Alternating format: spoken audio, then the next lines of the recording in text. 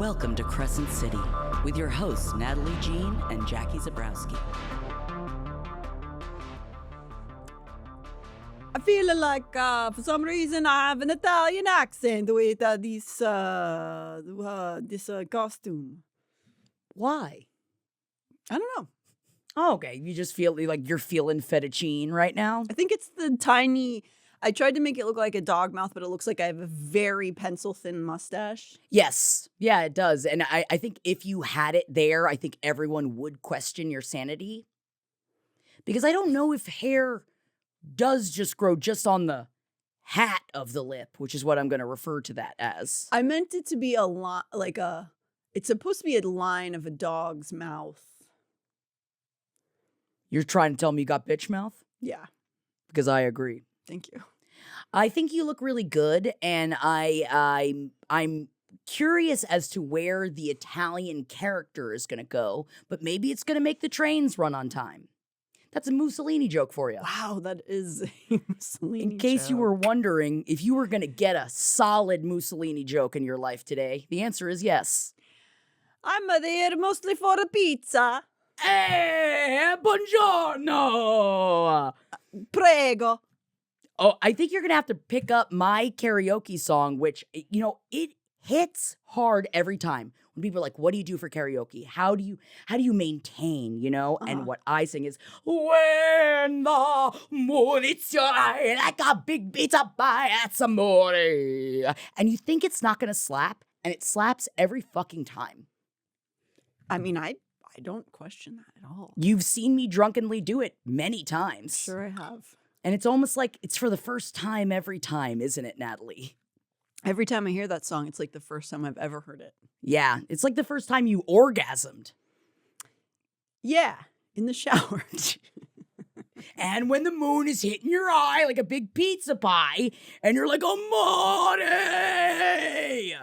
No, it's great though, because you know what? Honestly, it doesn't repeat too many times. There are some karaoke sand pits out there that you got to really watch out for, because you think, oh, this is going to be great. And then you find out you're just going, oh, let the dogs out. Oh, let the dogs out. And, and you say it for the 47th time. Sometimes there's like too many choruses. Yes. Sometimes there's big long gaps in the middle where you're just like pumping your fists. Yeah. And if you can keep the energy up, you do. Yeah, you. I mean, you if go you can, for it. If you want to add a dance break in, I'm definitely here for that. Obviously, she is. Look at this. I'm a dancer. Oh, whoa, a peanut butter. That's not Italian. That's not an Italian thing. I couldn't think of another. I am half Italian, and I couldn't think of another Italian thing. Mozzarella. Sure, yeah, thank you. And like how my mother says, rigot, which is just that, that Queen's Italian beautiful accent. I don't know if they have peanut butter or not. Do they like it there? Because, you know, Americans seem like exclusively into peanut butter. Yeah, Aren't we love our Brits, like, fat paste. Brits are like disgusted by peanut butter. Yeah, I think that everybody thinks Disgusted. it's like full of sugar, and it's like, oh, we put sugar in everything here, and we do. But the taste of peanut butter is still good. Yeah, man. And that's the problem. Everyone's like, you gotta get the natural. You gotta get the natural. It's like, if I want to eat a nut, I'm gonna eat a nut. Okay? I want my fat paste. Put all the hydrogenated sunflower oil in it, and I think it tastes better that way. Sunflower oil and the peanut butter. What are we thinking of next? The peanut butter makes their own oil. Yeah, I don't need fucking flowers in it. Nuts ain't need your flowers. Bitch, go die in a field. Talking to dandelions out there. Oh, you just threw shots at dandelions for no reason? Come at me. Oh, what? I'm gonna blow your fucking seed everywhere. And not in a fun way. I guess that is their impetus, though. So I guess for dandelions, if you're pro-dandelion, you don't want to blow their seed everywhere because you don't want to propagate them. You mean if you're anti-dandelion? That's what I'm saying. If you're pro, you wouldn't. No, you would. Yes. Oh my God, I don't even know what stance I have on dandelions anymore. I'm going Who mad. are we? Do you know who I am? I don't, but it looks like your hat has pepperonis on it, but I don't think they're pepperonis. Whoa, I wish. Oh, wait, are they shrimp? Nipples. No, it's a shrimp hat. Yeah, it's a shrimp bucket hat. Yeah, it's a shrimp. I got a shrimp. I got a scramp hat on. I got my nipples on blast. Yeah. I Nipples will. on blast. Nipples on blast. Don't tell me Nipples because on maybe. blast. Not my nipples. It's fine. Not my nipples. They're man's nipples. Don't worry, they're men's nipples, so So it's everyone's safe. fine. Oh God, milk's coming out of them. Oh no! So Oh, men can lactate. You're right. Remember, Meet the Parents? And Remember that trans everybody men. was like, I got nipples. Remember that joke? Ah, Robert De Niro. He's funny. I'm sure he didn't beat any women up or anything, right? I think he did. They all did. I don't know. We heard in Elvira's memoir, her talking about having a great night with Bobby. Good. And Bobby saved her from being SA'd. And he came up, he didn't know her, and he's like, hey, is there a problem? Like, did one of those. Whoa. And she went with him, and he like got her home, and she was like, do you want to come in? And he's like, no, but thank you though, like, appreciate it. But then they ended up having like one wonderful wild night that she just like later on and was just like, he's really good people. So maybe, I mean, he has recently knocked up someone consensually who is a lot younger than he is. So he is a father again at 81. What are those sperms like? Him and Pacino, do you think the spermies are in a race to the death? They're just trying to get their last shot before the end. They're They only like, get I'm one still shot. in there. Let me in, champ. Let Yeah. me in, coach. Yeah, man. And they're saying that to the young pussies. Yeah. Ugh. He's not talking to her in the eyes. He's only talking, let me in there. Those sperms Get are me in like, it. those sperms are like, I can get in there. Yeah, they're made Give out me of a dust. shot. Here I go, boys. Oh, you better slow. He's just, yeah. Do you need help?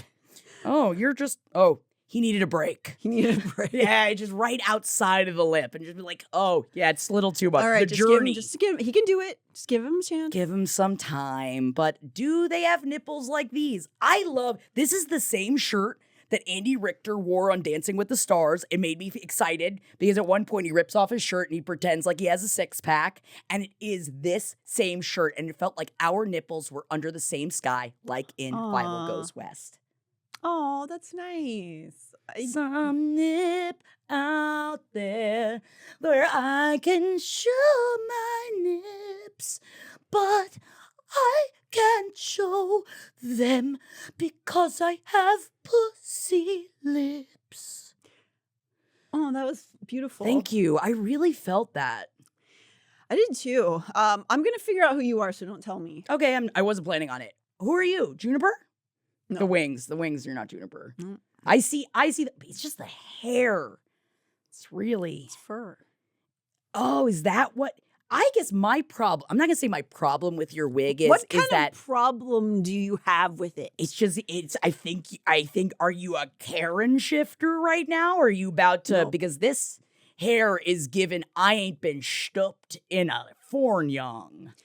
I don't even remember what this was from, but it was one of those, I think you're trying to make a guy's wig and it just comes like, it doesn't look like a guy's wig. It's really difficult for them to make guys' wigs cheaply. It really is. They really can't do it. I mean, this is a guy's wig. That looks cute. It looks like you look like a Zoomer. It's kind of, I mean. Broccoli boy. Don't I look, I'm doing an RBATS right now. I'm a Zoomer. I'm not old. I'm young. I'm not. Gross. But I got shrimp on my head. But you do have shrimp on your head, which is something they're doing on TikTok, everyone. Whoa. Putting actual legitimate shrimp on their head or fake shrimp? Real. I'm going to start this. Let's see if we can manifest reality and see if saying this starts the chain of events that will cause a trend. Shrimp on your head! So we just cursed everyone with shrimp on their head. Yeah. Manifest. Live shrimp. Wow. Okay. Please let us know if you out there, you hearing this, you currently have shrimp on your head. You're like, oh my God, she did. She's talking to me. She did it. She did it. We last left off Therian as he decides to burn everything to the ground. Whoa. He said, I'm not brave enough to break up with this young lady, and so I will humiliate her, and she'll get the picture. It's like, Therian, you're giving me an ick the size of the century. Yeah, it's not his finest moment. Not a good certainly. look. So yes, he comes You on. fucked her. You did this there. know. I'm sorry. I know that what you're going through, but like Oh, I know. you made your fuck and now you gotta fuck in it. That's it. I ain't gonna argue with you. He did it. But what he does instead, he comes and hits on a sexy potential movie star at the Equinox Ball. He might have hell to pay for this, and while this is fuckboy behavior, at least he is giving the River Queen's daughter a chance to villainize him and move on past him. Oh, so he's doing it to benefit her. Yeah, no, he's doing I know it for he her. is. He's doing it. He He's wanted gotta act like an asshole. Yeah, I'm sure that's a stretch. that lady reverse cowgirled him to save another lady. Whoa, is that like the time turner? Like if she had not fucked him reverse, You don't this know wouldn't reverse have cowgirl? happened. The sex move? Yeah, Yeah. that's what I meant. I just meant that like I feel like she did it reverse. So if she'd done it the other way, would all of like everything be different? If she'd done it front ways. I don't know. You never know what affects time. I'm sorry. I recently saw a Hallmark Christmas movie where a woman was in 1905 and then she wished on a comet when she was in a boat, and then the boat ended up being in 2025. And I've been thinking a lot about what could bring about time travel. And I guess I just thought maybe if you were reverse, it's like, all right, well, we tried a cowgirl. This ain't doing it, but let's do it reverse. And then all of a sudden, like, teleporting. You know what I mean? Your mind just goes into interesting venues. It takes avenues one would never guess. Some say I'm mentally ill. Some say you're mentally Trill. Oh, wow. Remember Is it that because I'm word? young? Yeah. Oh, I guess it's not That's a young old. That's thing. very Wow. old. We'll return to that part of the story at a later juncture because now we're with Ithan. And Hypaxia is doing dark magic to summon Connor. Is this what she should be doing? No. Hypaxia is so powerful. There's so many things going on. We're gonna go see if we can find Ithan. Especially because it seems like this takes quite a bit of her own like energy up to do. And it's dangerous. Ethan's in his thoughts watching Hypaxia prepare the space they're standing in out in the crisp evening air while standing in an olive grove not too far from it's like right outside of the city, marveling at how Bryce managed to embarrass her father enough to accept Bryce and Hunt's matehood at the ball.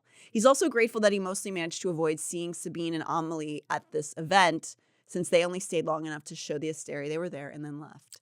So sometimes you just gotta show your face. Yeah, you gotta show up and then you Irish goodbye that shit. Hypaxia lays out an altar circle of sorts, describing something that sounds a little Wiccan, a little Satanist, a little sexy, very yes. sexy. She's drawn like a six-pointed star on the ground. She's got candles, as above, so below, all that stuff. She tells him to get inside the circle she has just drawn. A chill went up Ethan's spine, even as his heart lightened. If he could just talk to Connor. He'd thought over and over about what he'd say, but he couldn't remember any of it. Fucking write it down, you idiot. So wait. You're going through all of this. You're like, oh, God. Oh, I'm going to see Connor. Oh, God, what am I going to say? What am I going to say? Can you imagine Hypaxia just being like, fucking, I'm going through all this shit right now. Get your life together. What if we just kill Ethan and then he gets to go see Get rid of him. Got him. You can we go don't see need him anytime he wants. I'm just kidding, guys. Hypaxia begins... You're right, though. Hypaxia begins to he kills himself. You want him? Go get him. He kills himself just to be like, Connor, our bodies are, they're go turn to light.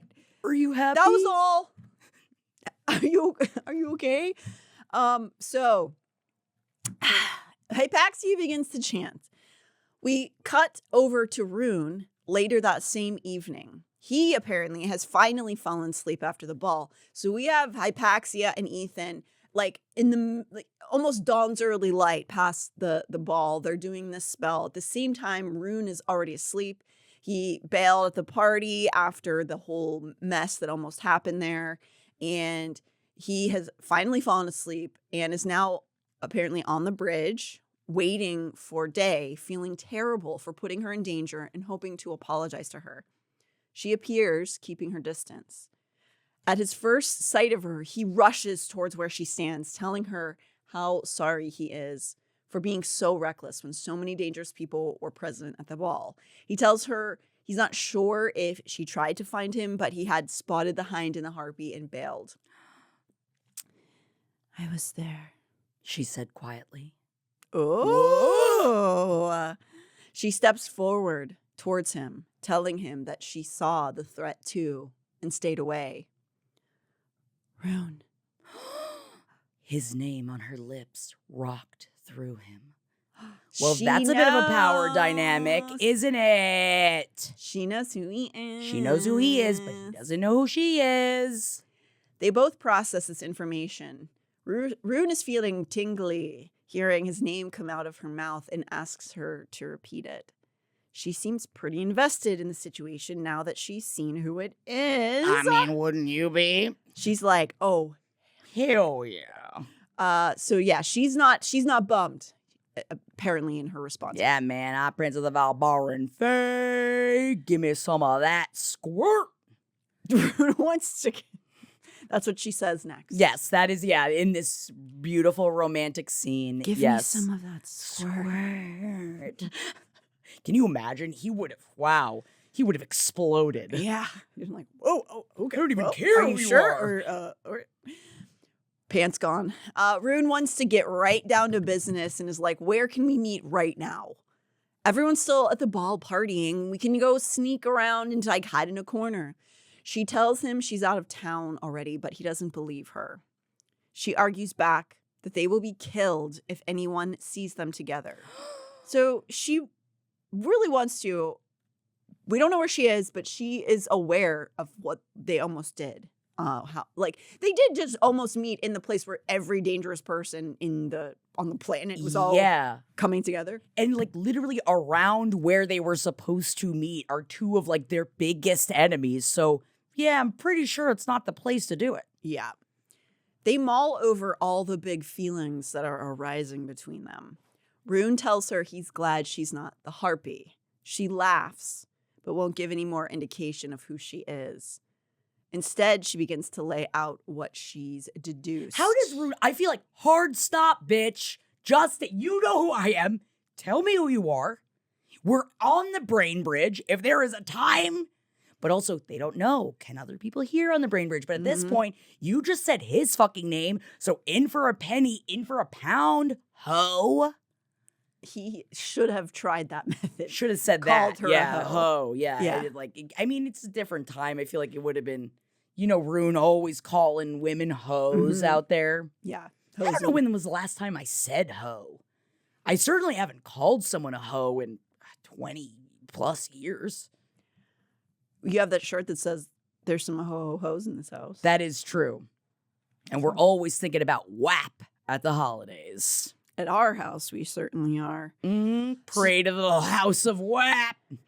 So, so she's now, describing Ruhn to him, basically like, I know all about you. It was she's like, they had these discussions about their lives before they knew who they were. So she's deducing, oh, the father who hurt you is the Autumn King. It's like you know so much more about me than I know about you right now, and I feel uncomfortable. I mean, he doesn't seem like he seems. No, he's fucking fine. It's just, can you imagine? I know that it's not the gender binary, but in this instance, it's like one of those things that I feel like if he identified as a woman, there's no way we would be like, I need more. You can't. No, I'm not. I know all the blood is in my dick right now, but I need more than this. Well, Ruhn is quite a male, and mostly he's just like, maybe I can put my penis in her now.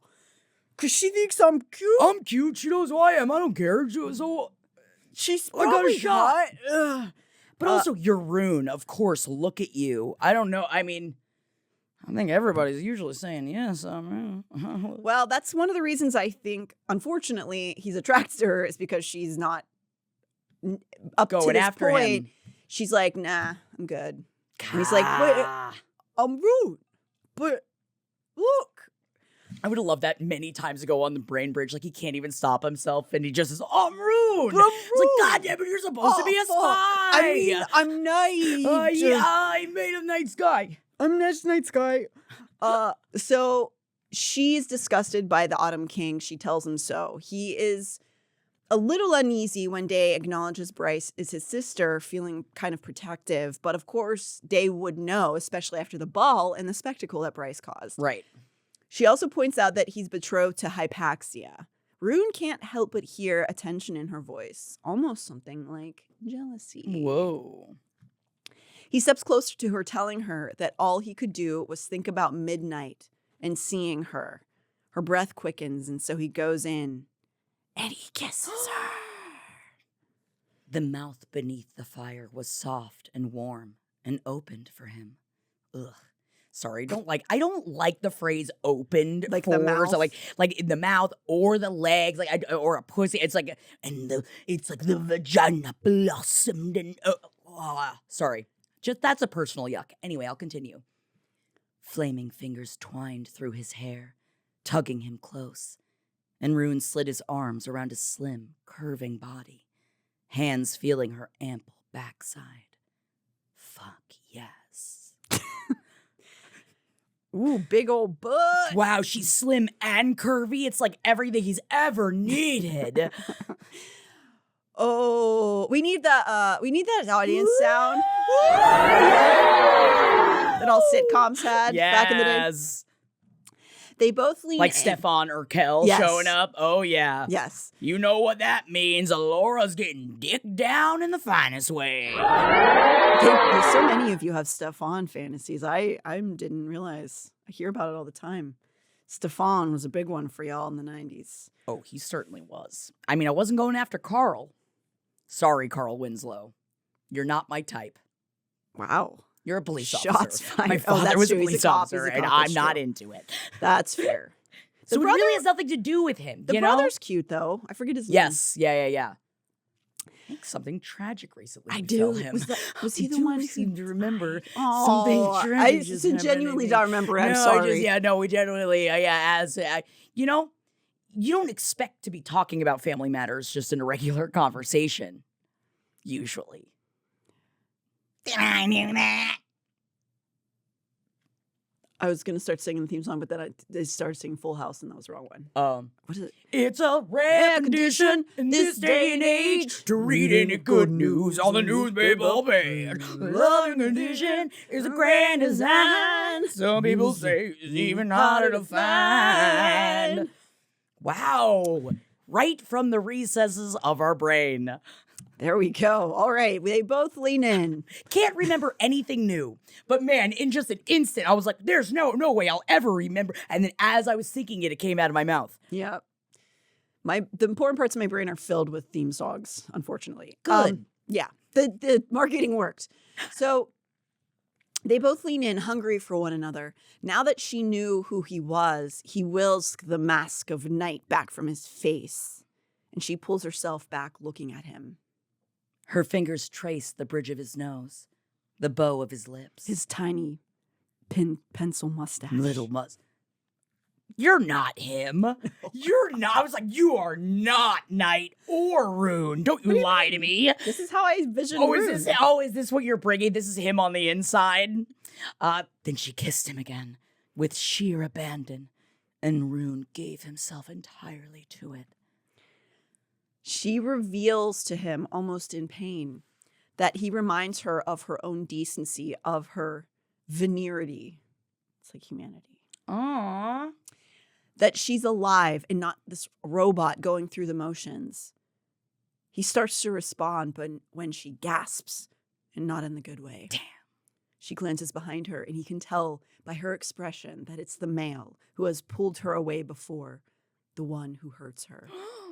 She looks at him with sadness and says she's sorry before fading away. Don't you hate it when you're out on the brain bridge with your crush and then her other forced abuser comes around and takes her from your date out on the brain bridge? Not my favorite. We cut over to Hunt's POV as he and Bryce finally call it a night post-ball. He's pretty drunk. Filling out that suit. Filling it out. Leaving it on, because in this scene, he's finally undoing his tuxedo tie. Maybe I've just been watching too much Mad Men. Not that I want to kiss any of them, but there's something about So, you know what it is? I take it away. It's not the Mad Men. It's the heated rivalry. Because those hockey players have to go to a lot of functions God, where not they the hockey wear... players again. Always the hockey players. Where they wear their fancy tuxedos. So there's a lot of not supposed to be happening touching in tuxedos. Are they all gay? The ones we're watching are. Oh, okay. No, it's multiple books that are the stories are interweaved. So technically, if I remember correctly, Heated Rivalry is the second of the series. But then in the third episode, they start bringing in the storyline from the first book. But everybody was way more I think the craze came from Heated Rivalry, which was the second book. So that is the focus so far. Where is that? What is it on? It is on HBO, but it is made by a company called Crave, which is a Canadian company. But is it do they do nudity and stuff? Oh, Nice. Oh, see, that's the thing. I believe Hunting Wives was also made on Crave, so they were able to. It is very erotic, but it's also very romantic. It is. It's very well done. It's great. Oh my God. The last episode, there was this club scene that everybody lost their fucking minds over. And 20 minutes in, there's hardcore sex happening. Oh, okay. All right. You're selling me on it. I heard hockey and I was just I don't want to watch a sport show. The only thing they taught them, this might sell you on it, about hockey was they taught them how to hold the stick and how to ice skate. That's it. That's the amount of hockey that is in this show. It is an erotica that has a little hockey in it. I wonder how the hockey players feel about it, the real ones. There was someone that was a closeted player for a long time that is now out that actually said that the show is so well done, it's actually very triggering because of how many times he would have to hide a paramour up through a fire escape or something like that, or what they're doing, which is only banging when their teams are playing against each other and they're both the head of both of their team, they're the captains of both of their teams, and everybody's they're the technically enemies. Natalie. Okay, so that's what Jackie is envisioning during this scene. In case you were wondering. Maybe Hunt and Bryce brought home a hockey player from the bar. Oh my God. Because Hunt's we can have a little fun. Whoa. Oh. So they are in the same time frame as the other two scenes. This is 3, 4 in the morning. They had left the ball the same time as Ruhn did and had found a dive bar where they drank whiskey and played pool. Don't threaten me with a good time. Damn. Now it's 3 a.m. and they're stumbling back to the apartment still in their fancy gear. Cute. They had focused on having a fun night and not talking about everything they had just discovered in the old cloakroom with the news of who likes who. Oh, yeah. Bryce announces she is, quote, plastered as they enter the apartment, which Hunt finds amusing and unprincess-like. She collapses on the couch, shoes already kicked off, and Hunt walks to stand over her as he finally pulls the knot out of his bow tie. And I just like that imagery, so I left it in. I think that's great. He then sits. Yeah, I like it too. He then sits across from her on the coffee table, picking up one of his favorite things, her foot, and begins to massage it as they briefly talk about the events of the night. It's not my kink, but I am happy for them both. Oh, sure. And I'll take a foot massage. Sure. It was brutal, but it wasn't as bad as it could have been that night. So they're kind of just going over the massage. The massage was brutal. He is not good at it. He's a little too strong, and I really love to give him some notes. No, but they're talking about their plan for the evening and how they could have gone. It could have gone a little bit better, yeah. But it could have gone a lot worse. It could have gone a lot. He admits to her that though she grumbles about never going to a ball again, that he liked being seen with her, dancing with her in front of everyone. You like being a prince. And I think more than anything, he likes showing, she's not his property, but that they were each other's. Yes. He was like, this is my woman. They want to stunt. I love stunting with my husband. For sure. He admits that he never had that with anyone, even Shahar, who preferred to keep their liaisons secret. Bryce can't believe Shahar never wanted to go out and proclaim Hunt as hers and show him off. She asks if he wants to go hook up in the street so that media will print it in all the stories. I love that. Is so cute. Yeah. Which makes him laugh. He can't believe talking about Shahar isn't just pain anymore. Oh my God, I guess this is growing up. Oh my God, is he healing? Oh. He points out while kissing her foot that they are technically like married now. Oh my God. She teases him that she doesn't have a ring, so maybe they're not married. Whoa. He bites her toes, not for his own enjoyment, but to tease her back. It's for being funny. He asks, I can imagine Jeff would like, what the fuck are you doing? Like, if he went to go take my feet and bite my toes, I'm like, what is wrong with you? Are you teething? Fuck away from me. well, now we know that Jeff does not have a toe thing. Yeah, I like I said, You I'm would've not learned here to by judge. now. By now you would have Oh, known. yeah, I mean, I'm pretty open. I think at this point, I'm attracted by most things. I think feet, I think it's nice to have a couple of things that I'm not like, or sure. else I'd be a fucking monster 24/7. For sure. He asks if she wants iron, steel, or titanium for the ring. Oh, I thought you meant, I think it's all hard, bitch. I'll take any of it. Oh, his penis? How What hard you want it? Yeah, you want it scraping a diamond hard? I can control my erections. Wow, that would Wow. actually be pretty Impressive. Yeah. No, he's talking about it's tradition in Lunathian to base wedding rings on simple, strong metals, so there's none of the diamond crap. He starts talking about her toes, and you know where this leads. Mhm. More dudes grappling with erotica incoming soon, my friends. Yay! The chapter ends with them finishing together. There's a big old sex scene. And when the two of them catch their breath for a moment, they realize they can feel a cool breeze and hear music all of a sudden. Hunt stilled, gaping down at Bryce. At the surface beneath her, the apartment building's roof. Bryce grinned sheepishly. Oops. Caught a case of the teleport. Uh-oh, you just got teleported. You just got teleported!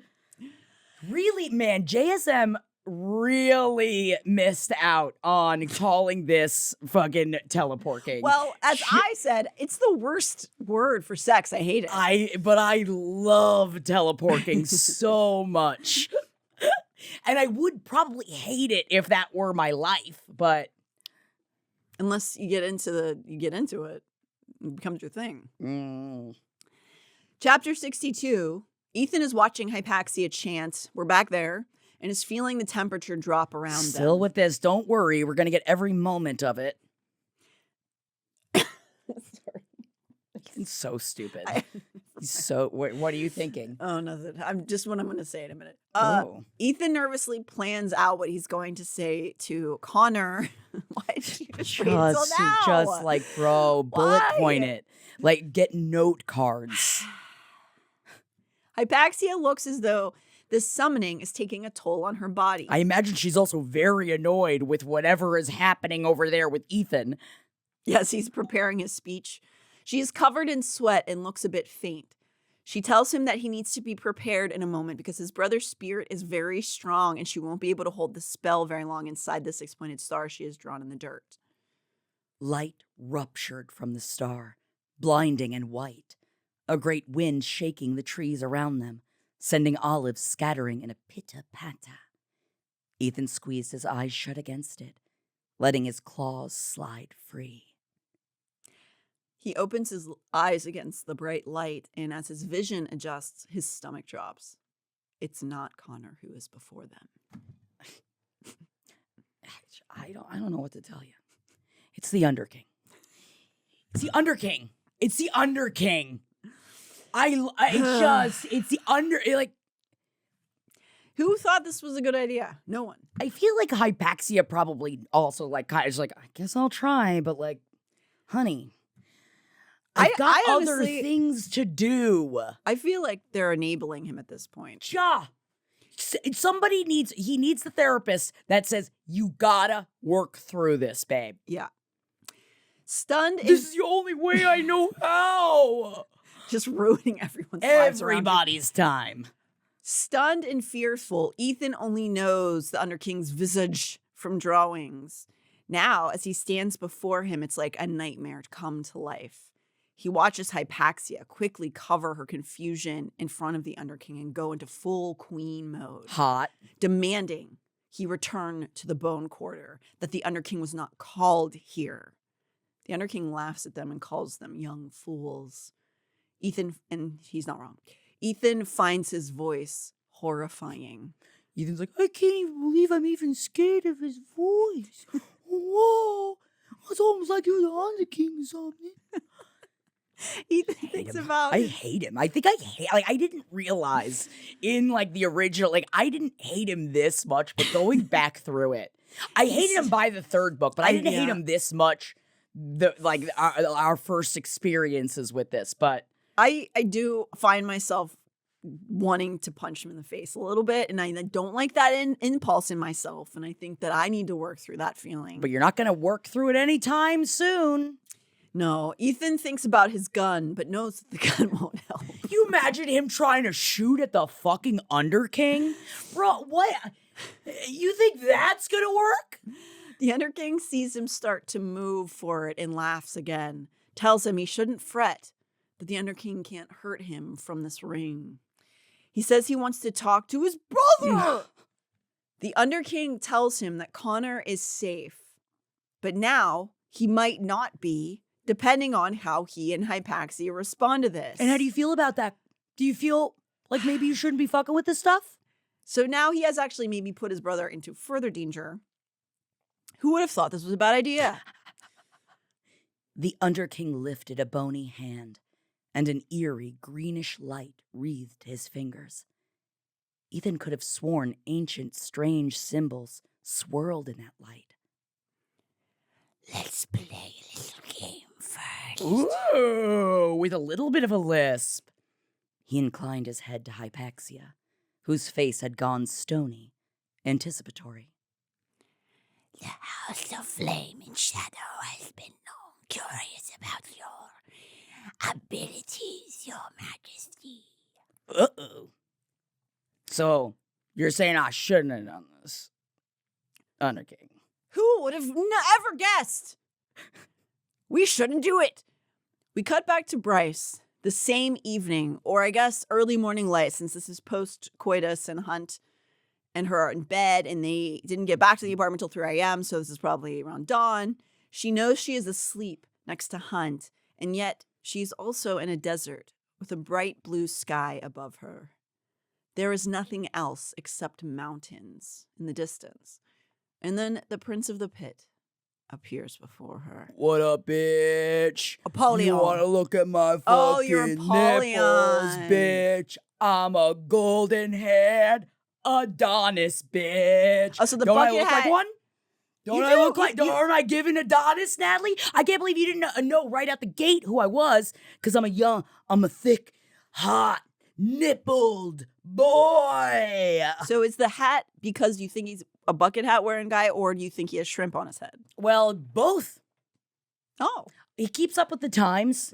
I think he knows the future trends, and I think that like he was forward thinking and is a little bit of an influencer. Yeah. A little prinfluencer? Prince-fluencer? Yes. And that's, I just feel like if he showed up like this, it's like, oh, that's the Prince of the Pit?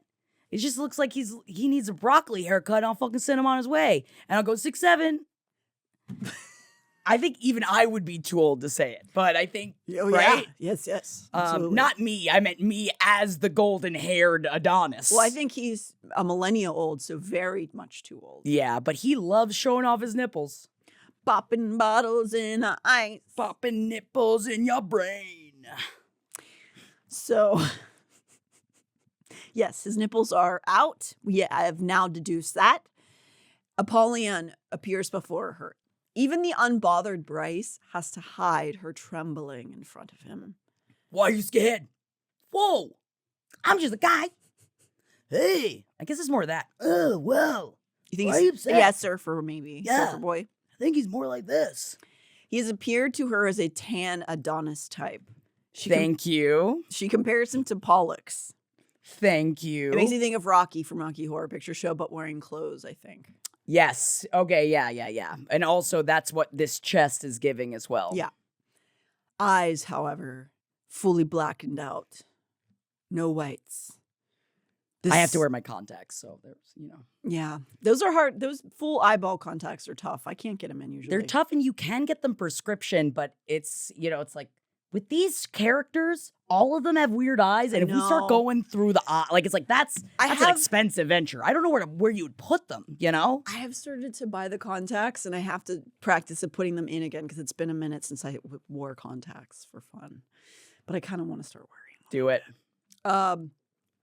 So, yes, she is in front of the Star Eater. She asks where... I'm hungry. Yeah.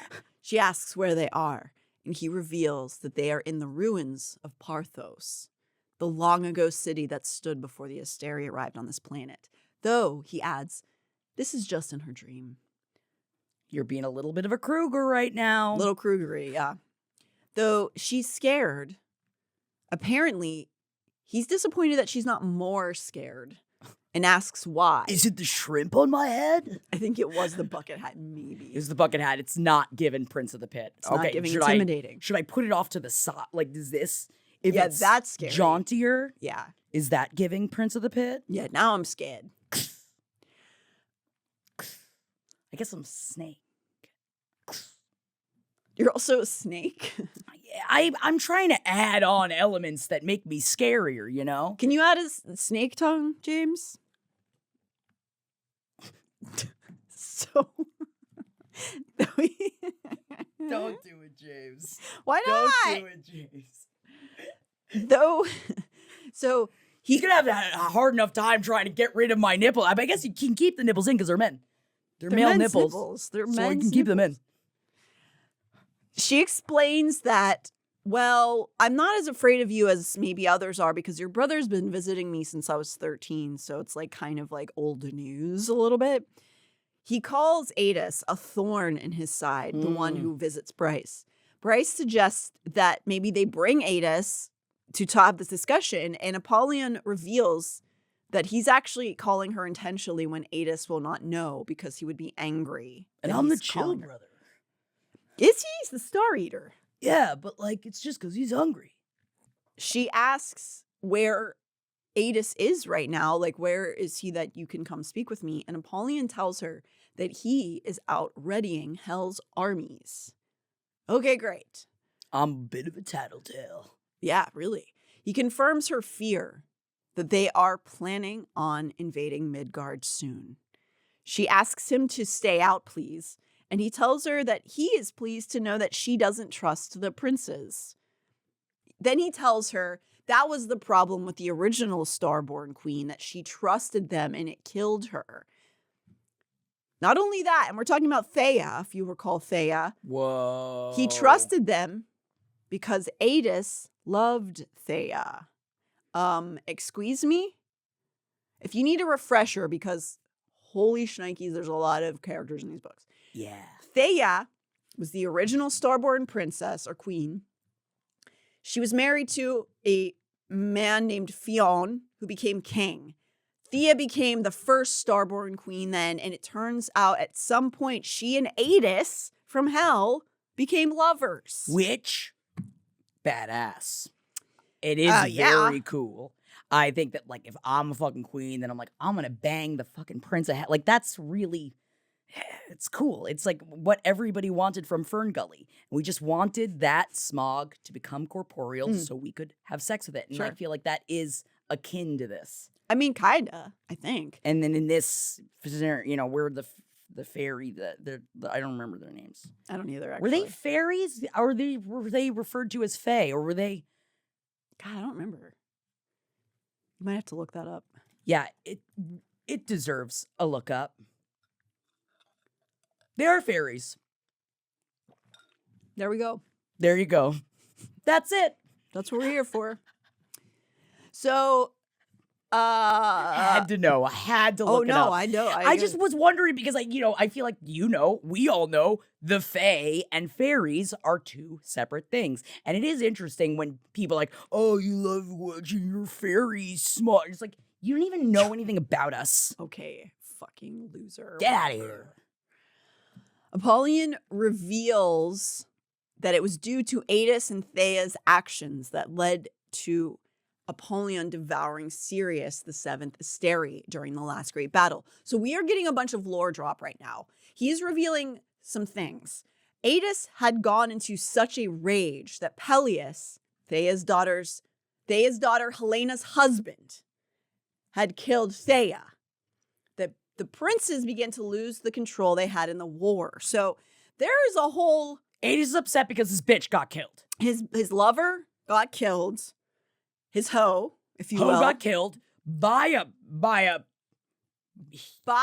her daughter's husband. Right. Because it's a power battle. This is very Greek mythology kind of where there's all these different characters coming in. And so she's killed. Aidas, who was in love with her, goes into a rage. He causes this big disruption in the fight. And then that is when Apollion has to go in and actually kind of does this like positive thing, but it was because Aidas had caused this huge reckless problem. And then he has to go in and he devours Sirius. He kills the seventh Asteri, which is like great. His brother was doing all the shit. Not brother, but like, I guess like supernatural brother in professional. We don't really know business. how they are they actually really, we don't know. I know they're not, but in my head I feel like know? I guess no. I guess we don't know. I just feel like they would have said that by now, or would they not have said that by now? But I feel like they've worked side by side. Like, I feel like this is like a Jackie Holden kind of scenario where it's like, oh, we've worked side by side for so long that we may as well be brother and sister. You know what I mean? I wonder if they have one of those kind of things going. They do use the term brother. Right. And he is annoyed by this shit. And he's got to be like, now I got to go eat I got to go. And I'm not even hungry. And I got to do it for you. So I think you're putting yourself in the Apollion role and Holden as Aidas. Correct. Yeah, that makes sense. So, although let's be real here, if in this scenario, if my lover were killed like that, I would, if I could, would love to start like some sort of interdimensional war. Like, I'd love that. Love it. So Apollion ends up having to finish the battle that Aidas started, and he ends up killing both Peleus, who is Helena's husband, who kills Thea, and Sirius in the aftermath of everything that happened. Bryce is... I came in to clean up shop. Yeah, exactly. Bryce is almost as confused as we are and asks Apollion to clarify how Aidas and Thea are, as enemies, found themselves in a romance. Apollion reveals, and this is a big story plotline, that they weren't enemies, but allies. He tells her that she and like Thea and her fae under her allied with the princes of the pit to defeat the Asteri. So we're going to learn a lot more about Thea over the series of the books, but she has a whole story arc in a time before even the books take place. So Thea ends up becoming the ally to the princes and wanting to defeat the Asteri. We all following? Yes. Bryce tries to continue questioning Apollion, but he cuts her off, asking her why she isn't mastering her powers. She counters, asking whether he sent the Reapers, which attacked her and Ruhn in the sewers chapters ago, wondering if this is supposed to be a test of her powers or whatever. You're all hung up, bitch. But Apollion seems genuinely confused about what she's talking about, which is also confusing because the Underking suggested that Apollion sent the Reapers back in those chapters. If he spoke true, and hell hadn't been their enemy back then, whatever side Thea had ruled, she'd been against the Asteri. And Peleus had killed her, fighting for the Asteri. It's not necessarily important at the moment. She asks why he's telling her this, though, and this is info that Aidas apparently didn't want to tell Bryce. She realizes that Thea is likely pulled from the history books because the Asteri didn't want people knowing that there was a possibility of rebelling against them. And they control the narrative of everything, so... Yeah, it doesn't fit in. Apollion warns her that the world is on the precipice of destruction and she needs to focus in. Get in your game. The night of the equinox is when the veil to their world is the thinnest, hence this is why he is coming to her this evening to warn her about this. This again confuses Bryce. Apollion had visited Hunts before, and it was just some random night of the year. And then Apollion says this, Orion was bred to be receptive to our kind. Why do you think he is so adept at hunting us? But that is of no matter. This night, I might appear to you as more than a vision. Put some fucking shrimp on your head. He reached out a hand, and Bryce flinched as it touched her. Truly touched her. Ice so cold it ached. Hell is nearly ready to finish this war. Zap! You just got zapped by ice! Ice touch! Zap! Ow. Ice touch! Cool as ice! Yeah, better watch out. Hope I don't freeze it. Okay, so even though I was being silly, that, I don't know if you heard in that sentence. I was listening. So she's so taken aback by this proclamation that the war is about to start. She seems to have glossed over the beginning of that sentence. Hunt was bred to be receptive to, quote, our kind. What in the HE single hockey stick does that mean? HE single hockey stick, you cutie. So what is Hunt was bred? What does that mean? What are you talking about? So she doesn't, in that moment, she's just like taking in all this information. She starts to back away from him as if not wanting to hear what he says next. But he goes on, commanding her to use the horn to channel Hunt's power to open the gates of hell. It's that easy. That easy.